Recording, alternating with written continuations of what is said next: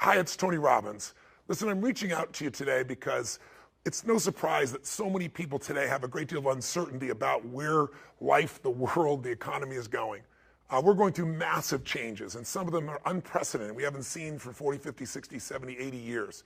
And yet at the same time, we inherently know that with all this change, there's opportunity, that there's a chance for our lives to be better than they've ever been. The transformations that are happening in science and technology can truly change the quality of our lives, the length of our lives, the way we experience life.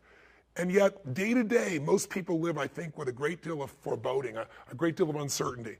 And so I thought it might be nice to just drop in for a couple of minutes and give you a couple of triggers to remind you what I know you know in your heart. And that is, we are not made to survive, we're made to thrive. Human beings, our spirit, our capacity to adapt, our ability to grow, our ability to learn with lightning-like speed, our ability to find a way to serve others, that calling inside of us that we have as a parent or as a friend or someone who truly cares, when we put our fear aside because there's something we want to serve greater than ourselves, we all have that ability to find that passion in our life. And as we now are in 2014, a lot of people start out with a new year and it becomes a trigger for the possibility of a new life. But that disappears after a few disappointments, after coming up with a few New Year's resolutions that within a week or two they've already broken. I'm here to talk to you about just the simple core of what you and I are made for. We are not made to survive. We're not made to manage our pain or get through it. We're made to be creators of our lives. We can create anything we can dream about, we can create. And I know that sounds like positive thinking, just BS. But in your soul, there have been times in your life, I know, when you've had something that you wanted so much. Maybe you wanted something for someone you care about. Maybe you wanted something for yourself. But you became so obsessed with something, achieving it, experiencing it, whether it was a transformation, in yourself, a change in your business, making a certain amount of money, getting a job, increase of some position increase. Maybe it was doing something for your mom or your dad or your kids. Somewhere in your life, you've gotten obsessed enough to really want to create something that you may not even know how you were going to do it, but you just wanted it, desired it, that you started all of a sudden taking action and you got insights. And before you knew it, what used to be just this impossible dream became a reality. Is it fair to say that at some stage in your life that there are some things today in your life that were once just a dream or a goal, that once seemed difficult or impossible, whether it be the job you have or the relationship you're in and might be taking for granted? Is there anything in your life today that was once like that? Well, then you and I are creators.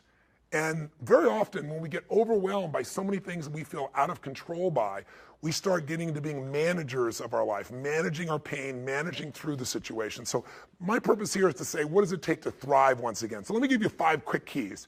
Number 1 key to thriving is you've got to allow yourself to be able to take advantage of uncertainty. Yes, the world is uncertain right now. Uncertainty is change. Change is life. We both know that. We all know that. But if you and I are going to become masters, we have to understand that we don't have to work on change. Change is automatic.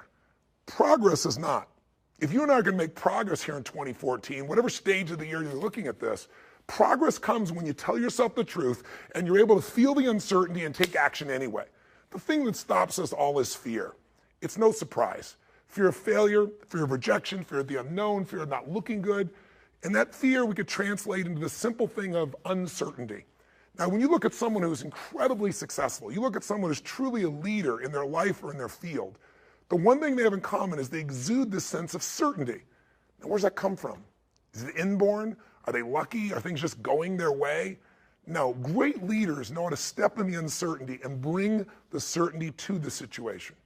Most people in life, we really feel like the level of stress in our life comes to how much of life do you feel like you control, or how much does life control you? Do you tend to control more of what's going on, or events controlling you? It's very easy to have those events start to take control unless we take control of what's between our ears, our own mind. You see, what you and I focus on massively affects how we feel, whether we're thriving or surviving. If you focus on what you can't control, if you focus on the past, if you focus on what's missing from your life constantly, that pattern of focus will make you frustrated, overwhelmed, depressed. It won't even matter if you're, taking antidepressants. If you keep focusing on what you can't control, what's missing from your life, you're going to feel depressed still. You can take as many antidepressants as you want. Focus equals power. If you want to thrive, you got to focus on what you can control. You got to focus on the difference you can make. You got to focus on what's already in your life that you're grateful for. And I have a little process here at the end that's my gift to you, which is just a simple ritual that can bring you back to this place. So one thing that leaders do is they focus on the things they want, they focus on what they can control, they focus on what they have. They have a combination of gratitude, strength, and commitment. They really unleash the second element. They have a vision. They have something that they're after, something they want to create, something they want to contribute, something they want to give, something they want to make happen. And that's when you become a creator again instead of a manager of life. And it's easy to lose that sense of vision in your life through disappointments. Hey, we've all had them. You get all excited about something and then, life seems to crush it. Somebody betrays you. You betray yourself. You don't follow through, and then you don't trust yourself at the same level. What makes somebody a leader is they build this certainty, and not only with focus, not only do they get a vision for what they want, but they bring that certainty in their body. Listen, if you've ever been to one of my live events, you know that one of the greatest things about, let's say, Unleash the Power Within is you go through a weekend where you literally train your nervous system to have certainty. I mean, how the heck do we get people to storm through fire? It's not about firewalking. It's about getting yourself to be able to take action in the areas of your life that normally you would more than hold back, where your brain would take over and say, I can't do this. Are you crazy? Somebody else did it, but not me. What we do is get people in a state where you're going to follow through, where you're going to face your fear and do it anyway. And the way we do that, besides changing people's focus, showing you how to direct and control that focus, is also by learning how to use your body as the tool to change your state. Listen, if I drop my shoulders enough, if I were to breathe shallow enough, if I were to slow down and say, I don't know, I'll give it a try and go into this state, I'd be like Samson getting his hair cut off, right? Because what we don't realize is that our mind is directly affected by the way we use our body. If you change the tempo in which you move, if you change the way you breathe, if you change the way you use your voice, you literally change your biochemistry. And the one thing that you'll see that's the same with the greatest golfer in the world or the greatest musician or the greatest actor is they have this sense of certainty, and it isn't born. It's something that you make as a habit. You drill it into yourself. I sure as heck didn't have that sense of certainty growing up, not even close. And what I found myself doing early on is I felt so uncertain, I couldn't get myself to do anything. So I developed these rituals of certainty. I would go on these runs, and on the run, even though I didn't feel like it, I would do these incantations where I would say out loud over and over again, God's wealth is circulating in my life. His wealth flows to me in avalanches of abundance. All my needs, desires, and goals are met instantaneously by infinite intelligence. For I'm one with God, and God is everything. And I would say that over and over and over for 30 minutes. Just crazy. And I would envision it, God circulating, His wealth circulating my life, and I'd see the wealth of love and friendship and impact and growth and economics and all these things, physical fitness and aliveness. I'd see this wealth of abundance flowing, oceans of it, into my life as I went and did these things. If you envision something clearly enough and you bring certainty to it over and over again, if you engage your physical body in a simple ritual, it could be as little as 10 minutes a day. I call it my hour of power, or 15 minutes to be fulfilled. And all you do is you take 5 minutes, and in those first 5 minutes, you get yourself moving, and you get yourself in a state of certainty in the way you move and the way you breathe. You focus on what you're excited about in your life. You focus on what you want to create, what you want to bring to your children, what you want to bring to the world. And it changes your state. We all know what happens when you're out of state. When you're burnt out, when you're frustrated, when you're overwhelmed. You snap at people sometimes, feel bad about it. You didn't mean to. It's just the state you're in. So to thrive this year, take uncertainty and bring certainty to it. To thrive this year, get what I call a compelling future. Pick anything, a goal, a dream, a desire, something that excites you so much that you're going to feel yourself compelled to actually find a way to make it happen. You've done it before. You've gotten obsessed. You don't even know how you did it, but things happen and you got yourself to where you want to be. Let's make that happen this year, right now. Regardless if it's later in the year or the beginning of the year you're watching this, I made this so that hopefully I'd remind you of what you know, that you're made to thrive, not survive. What's the third element that makes somebody an effective leader, makes them a thriver, even when the environment is crazy? Well, they bring certainty to uncertainty. That's leadership skill by focus and physiology. By the way they move, by the way they breathe, by what they do. They bring that certainty because there's something they want so bad that it makes them overcome the fear. They focus on what they want to create, what they want to give, not, oh my God, what if I fail? But the third thing they do is they're decisive. Listen, nothing changes your life like decision. I mean real decision, though. Not where people go, well, I'll try, or I kind of decided I want to give this a shot. The word decision comes from incision in Latin, to cut off from. And when you make a decision, you cut off from any possibility except the thing you've committed to. As I always tell people, if you want to take the island, burn the boats. I mean, if you make a real decision, every bit of you is committed to something, it's amazing how life will move for the force of nature of a human being, man or woman, that says, this is how it will be. I don't know how I'm going to get it done, but I know this is what I'm going to do. I know why I'm going to do it. It was Martin Luther King who said, any man who hasn't figured out what he's willing to die for isn't fit to live. If you can find something you're so excited about, if you can find something that will drive you with that certainty, and you add to that decisiveness, you can change anything. You don't like your job, change it. You go, oh, but there's no jobs out there. Bull, right? Change it, start the job. Change who you are in the job where you are, and enjoy yourself. Change your perception, change your appreciation, change your gratitude, change your daily rituals so you start to enjoy things. Change what you notice. Change from trying to get something to trying to give something. The whole game will change. Decisiveness is the ability to make a decision even though you're uncertain once again. What keeps people from making a decision? Fear of failure. I remember I had a chance to get to know General Norman Schwarzkopf during the time in which he was commanding our forces, an amazing man. And he would step over there in Desert Storm, as they called it in those days, and he could command a guy that was just brilliant. An officer who came out of, Harvard or background at Princeton, and he could take a kid from the inner city and just have that same command and connection with them. And I think part of what they respected about him is he respected everyone himself. He had this connection with people. But the other thing everybody respected was the man was decisive.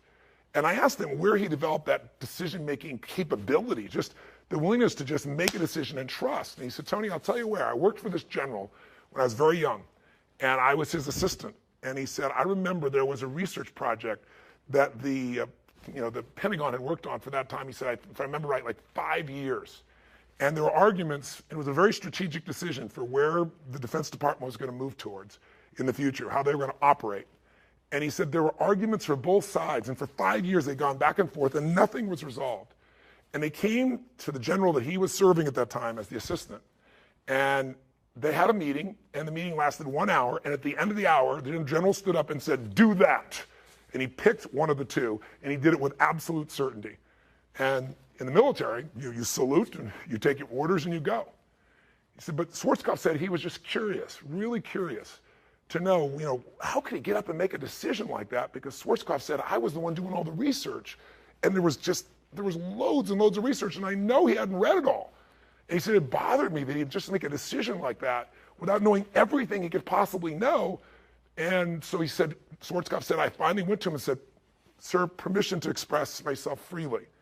He said, permission granted. He said, sir, how could you make that decision?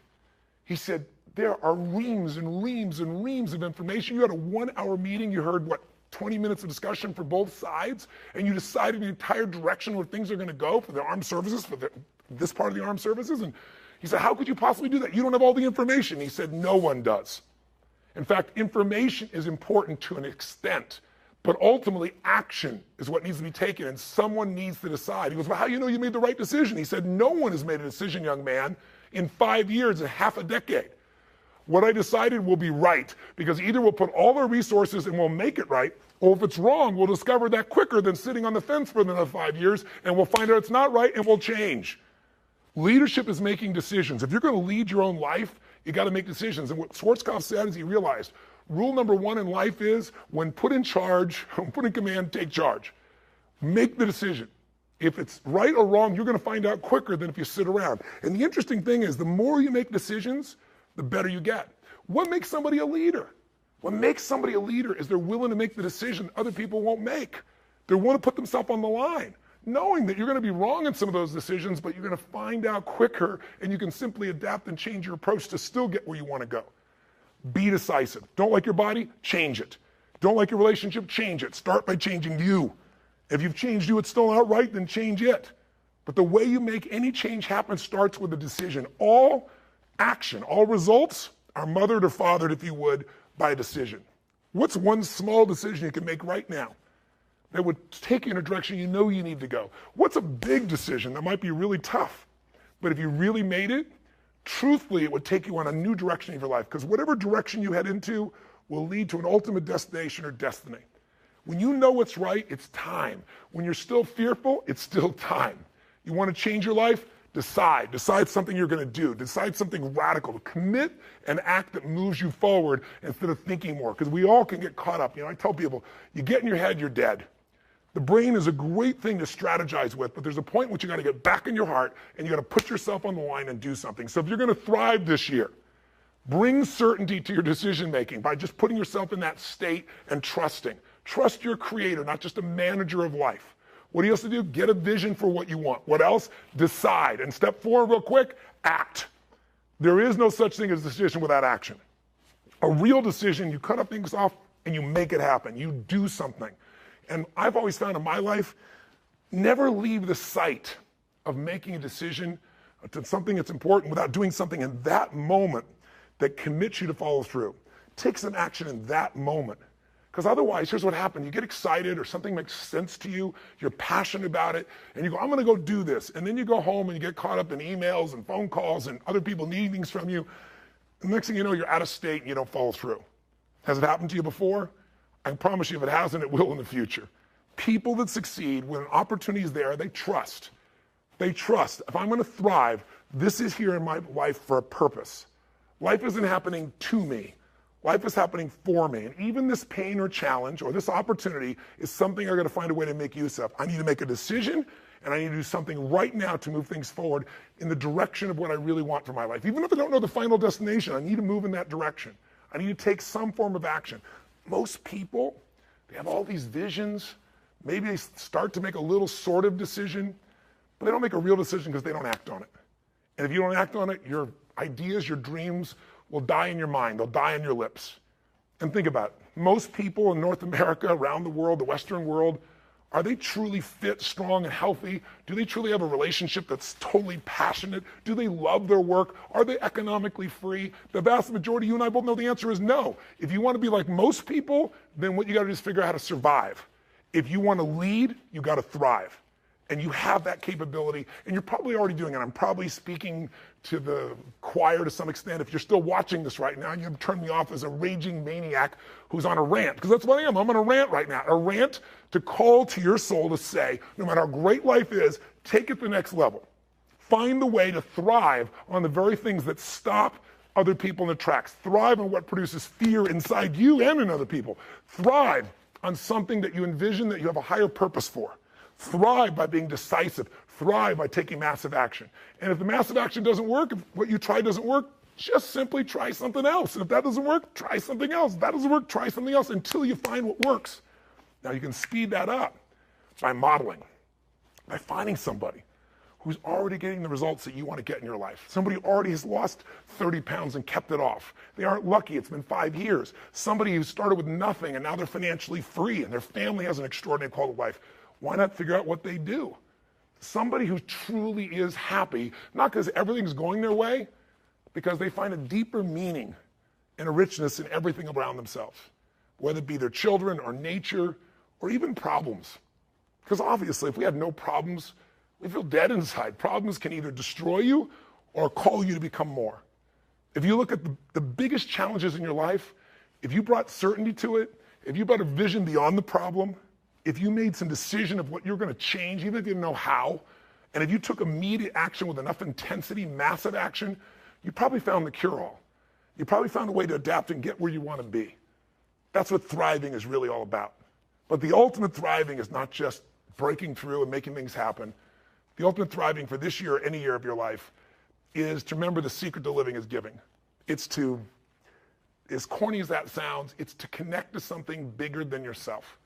And it can be done so easily. It can be done right there at home. Instead of running past your kids, looking at your phone, it's stopping, connecting. It's kissing your spouse in a way where those sparks happen, like when you first met, instead of how you doing and moving on. Most of us are moving so fast, trying to manage our lives, that we're not thriving. Thriving comes with depth. You're not going to find thriving in a friendship that happens in milliseconds online. Nothing wrong with it. It's great connection. But a depth of a real friendship is not your Facebook friend. It's not the same as being with somebody and actually having your full attention, not while you're monitoring what's going on your cell phone. Just the experience of being with somebody. But contributing your caring, contributing your interest, contributing in a simple way, finding some way to give love, attention, care, joy, or happiness to any human being. It doesn't have to be working in a soup kitchen, but that can be pretty wonderful too. Volunteering an hour in a month, an hour in a week can change a person's life. But it can be outside world. It can also be really on the inside world. If you want to thrive, then you got to remember life's not about me, it's about we. You already know it. It's in your soul. It doesn't matter what words I say. If I'm saying something that's BS, you can feel it. If I'm saying something's true, you can feel it in your heart and soul. And the thing that's true is we're here for more than just ourselves. And we feel most alive when we're doing something that's beyond ourselves, when there's something where we think that, God, by this interaction, someone's going to feel more loved. Somebody's going to feel more lifted. Someone who was down is going to get up. Someone's going to know that they're cared for. Or I'm going to help somebody physically, food, skills, ability, talent, whatever. Helping a stranger or helping someone you love, help comes from a place where you're abundant, you're not scarce. So the most important time to help is when you think you need it. So next time you're really feeling down and out, maybe find somebody else who's much worse off, because there's always somebody there if you look around, and see what you can do to help them. And watch what that does to change your entire spirit, psychology, and state. You'll find yourself thriving when you step into a life of meaning beyond you. And ironically, life's about you too. And when you're in that thriving state of growing and giving, in that state of certainty, in that state of a vision of what you want with a sense of purpose, in that state of decisiveness, in that state of action, in that state of giving, God, all hell can be breaking loose and you're still going to thrive. All hell can be breaking loose and you're having a great time. So next time you're feeling uncertain, remind yourself you're a creator of life, not a manager of circumstances. And I hope this little trigger will remind you that also what'll help you have this is not just this video that you watched here, which maybe watching it again will be helpful, maybe not, it's up to you. But if you get the heart of what I'm really sharing, it leads to the end to understanding that our lives are a reflection of our rituals. If somebody tells me this is their dream, this is their goal, I say, that's wonderful. Tell me your plan, but more importantly, let me see your rituals. And we all have rituals, whether you know it or not. Rituals equal results. If you're overweight, it's because your rituals. Just find out what they are and change them. If your rituals are to get up every morning and go to Starbucks and have a mocha, smoke, whatever the hell it is you have, and a bunch of carbs and whoever really knows what, it's not hard to figure out your blood sugar is going to be dropping and you're going to be looking for another coffee a few hours later. That doesn't create a life of energy that's on fire. That creates a place where you're riding the roller coaster of how much energy you have for now. There's an unlimited level of energy with a different ritual. When you start out your day doing what I call really my hour of power or my 15 minutes to be fulfilled. So at 3 or 4 days a week, 5 days a week, you took 5 or 10 or 15 minutes, one every now and then, you'll get so much momentum, you'll give yourself an hour for yourself, an hour to connect to what matters most, an hour to be grateful, an hour to get strong, working out, at least 15 minutes. I'm going to tell you, it'll frame your life in a different level, and you'll find yourself thriving. So take a look at what rituals you have that don't work, and what might be some new rituals. Like, instead of focusing on what you don't have, being truly grateful for what you do have. Instead of focusing on what you can't control, think what you can do right now to participate in your own rescue, not waiting for someone else to do it. Rituals define us. And so my hope is maybe these 5 things to thrive can trigger you to get in a state where you create some new rituals and that they will create the habits and the experiences of the life that you desire and that you deserve. So that's my rant. I hope it touched you. If it didn't, I apologize because my intent is pure. Blessings to you, and I hope I have a chance to serve and see you soon, maybe at an event or somewhere else in the world. And live strong and live with passion.